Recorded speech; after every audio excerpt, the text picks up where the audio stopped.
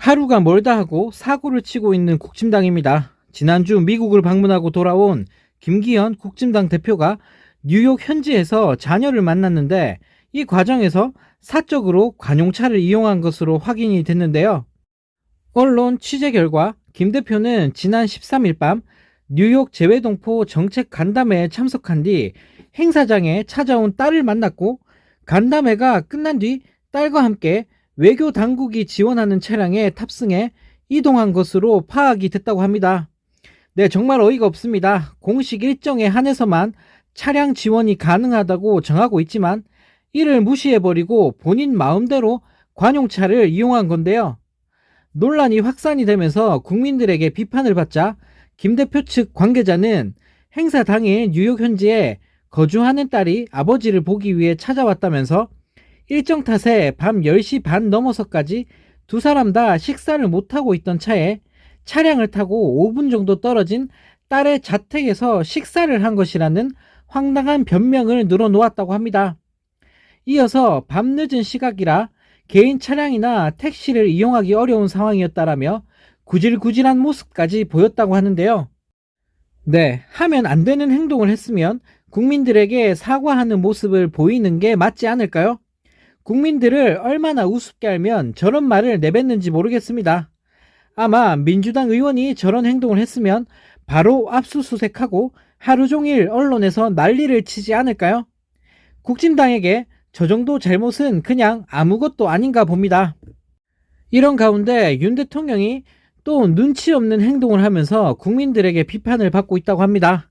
수해 중 지각 귀국으로 비판을 받고 있는 윤 대통령이 수해 현장에 하얀 운동화를 신고 나타나서 비웃음을 사고 있는데요.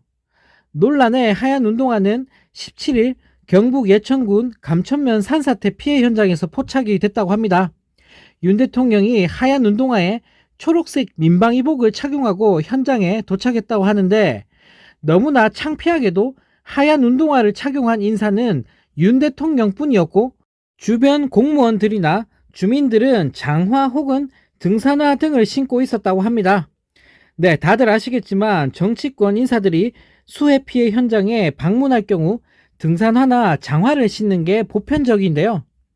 더 큰 문제는 때와 장소에 맞지 않는 윤 대통령의 신발이 이번이 처음이 아니었기 때문입니다. 지난해 8월 윤 대통령은 서울시 관악구 신림동 반지하 주택 침수 피해 현장을 방문했을 때도 구두를 신고 나타나서 곤욕을 치렀었는데요.